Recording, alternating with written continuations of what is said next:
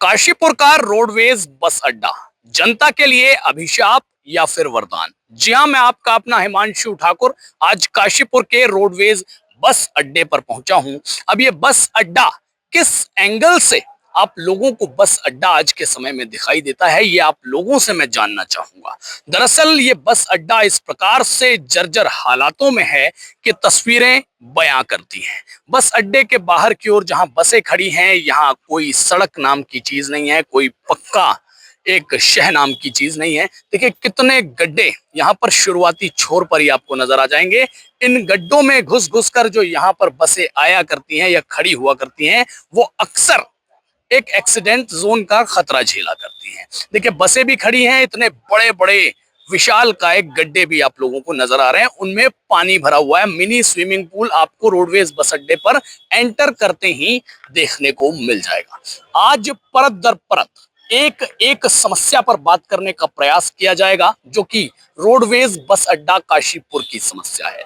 एक और आपने ये गड्ढे देखे, एक और आपने इन गड्ढों में भरा पानी देखा, वहीं दूसरी ओर उधर जरा दूर नजर घुमाएंगे तो एक सरकारी नल है जो कि पानी देने के लिए लगाया गया था। लेकिन आज इस सरकारी नल का हाल ऐसा है कि ये खुद पानी मांग रहा है। इसमें से पानी तो नहीं निकलता, लेकिन ये सरकारी नल का खुद पानी मांग रहा है। वहीं उसके अगर थोड़ा सा साइड में कैमरा आप घुमाएंगे तो आपको यहाँ एक सरकारी कैंटीन की जगह दिखाई देगी। ये सरकारी कैंटीन एक वक्त में हुआ करती थी, लेकिन आज ये सरकारी कैंटीन न जाने कहां खो गई है, न जाने कहां विलुप्त हो गई है। या ये कह लीजिए कि रोडवेज बस अड्डे की सरकारी कैंटीन अपने लिए, खुद के लिए पोषण ढूंढ रही है, पोषण मांग रही है। अब उसके बाद परत दर परत की अगर मैं बात करता हूं तो अगला पॉइंट आप लोगों को ये जर्जर अवस्था में आ चुका इसका इंफ्रास्ट्रक्चर दिखाना चाहता हूं। ये बिल्डिंग दिखाना चाहता हूं, रोडवेज बस अड्डे की ये बिल्डिंग है। जरा प्रॉपर तरीके से आप दिखाएंगे तो आप लोगों को भी देखकर मुझे लगता है कि डर लगने लगेगा कि भाई क्या पता ये रोडवेज बस अड्डे का जो ये इंफ्रा है, ये जो बिल्डिंग है, ये कब ढह जाए, कब गिर जाए, कब कोई बड़ी अनहोनी हो जाए। इस वक्त आप लोग मेरे पीछे कुछ डिब्बे रखे हुए देख पा रहे होंगे। ये लकड़ियों की अटैचियां रखी हुई दिखाई दे रही होंगी। ये शायद यहाँ जो रोडवेज बसों के चालक या परिचालक हैं, इसमें उनका सामान रखा रहता होगा, या फिर बसों से संबंधित जो स्पेयर पार्ट्स या इत्यादि जो महत्वपूर्ण जरूरी सामान है वो इनमें रखा रहता होगा। लेकिन ये रखा हुआ तो यहाँ पर है, लेकिन इसकी सुरक्षा रक्षा का हाल क्या है ये आप लोग खुद देख लीजिए। क्योंकि जब पूरे रोडवेज बस अड्डे में यहां से लेके पूरे उस छोर तक कोई भी आपको बाउंड्री ही नहीं दिखेगी, तो भाई ये रात को सुरक्षित रहता भी होगा, या फिर एक रात पहले यहाँ 10 डिब्बे रखे जाते होंगे, अगली सुबह ये 10 से 5 हो जाते होंगे। इसके बारे में आखिर किसको पता है और इसकी जवाबदेही किसकी बनती है? यही नहीं, अब आइए मैं आपको और अंदर लेकर चलूं। अभी मैं जनता के लिए या यात्रियों के लिए जो शौचालय हमारे रोडवेज बस अड्डे में बनाया गया है, उस शौचालय का हाल आप लोगों को दिखाता हूं। जरा पहले तो शौचालय की स्थिति देख लीजिए, उसके बाद शौचालय किस हाल में है, शौचालय के आसपास की जो बाउंड्रीज थी वो कब ढह गई, कहां चली गई, उसका मलबा किस तरीके से पड़ा है, ये देख लीजिए।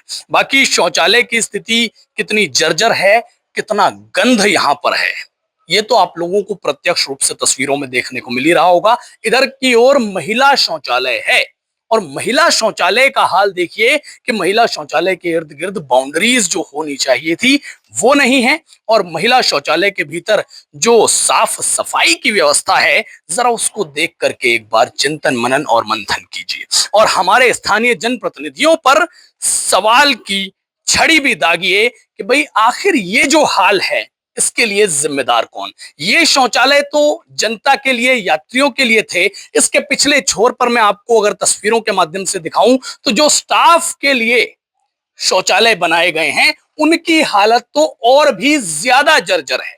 ना वहां पर पानी है, ना वहां पर अच्छी सफाई है, इतनी गंदगी है कि वहां आप पल भर के लिए खड़े भी नहीं हो पाएंगे। अब सोचने का विषय यह है कि भाई जो स्टाफ वाले शौचालय का प्रयोग करते होंगे वो कैसे प्रयोग कर पाते होंगे।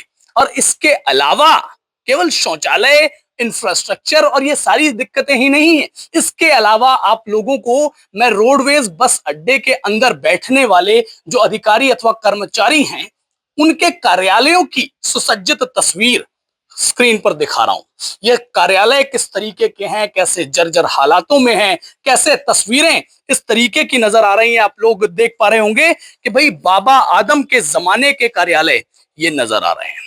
अब भाई जब यहाँ काम करने वाले कर्मचारियों और अधिकारियों के कार्यालयों का ये हाल है, कोई भरोसा नहीं कि भाई अंदर बैठ करके कर्मचारी अधिकारी काम कर रहे हों और उनके ऊपर से छत गिर जाए। जो जनरेटर हाउस है, जनरेटर हाउस में जनरेटर के अलावा और कुछ भी सामान अच्छा नहीं दिख रहा है। जनरेटर हाउस की भी जो बिल्डिंग है, जो इंफ्रास्ट्रक्चर है, वो ऐसा जर्जर है कि हो सकता है शायद वो कल ही टूट करके ढह करके गिर जाए और उसमें जान माल की जो हानि भी हो उस पर जवाबदेही के लिए भी कोई किसी पर प्रश्न उठाएगा ही नहीं। तो भैया ये काशीपुर शहर के रोडवेज बस अड्डे का सूरत हाल है। इसके अलावा अक्सर यहाँ रोडवेज बस अड्डे पर काम करने वाले कर्मचारी, चाहे वो चालक हो, चाहे वो परिचालक हो, चाहे वो यहाँ के अन्य कर्मचारी हो, कभी वो अपनी सैलरीज समय पर न मिलने को लेकर परेशान रहते हैं, कभी ये इंफ्रास्ट्रक्चर हमें सताता है, कभी रोडवेज बस अड्डा नशेड़ियों का अड्डा बनता हुआ नजर आता है, कभी इस पर कोई भी नेता, अधिकारी, कोई भी व्यक्ति संज्ञान नहीं लेता हुआ नजर आता है।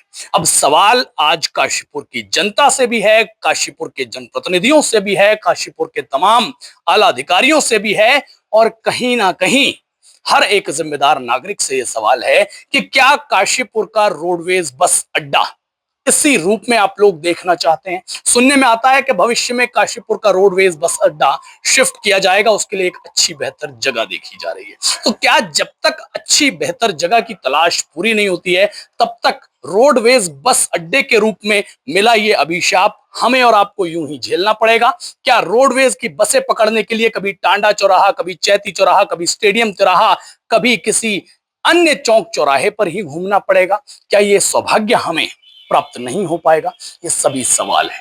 ये सवाल आप लोग भी उठाइए, कमेंट ज्यादा से ज्यादा कीजिए, वीडियो को ज्यादा से ज्यादा शेयर कीजिए, जन जन तक पहुंचाइए। तब तक के लिए मैं आपका अपना Himanshu Thakur UT news network के लिए अपने सहयोगी विक्की पुष्पक के साथ आप सभी से विदा लेता हूं। धन्यवाद।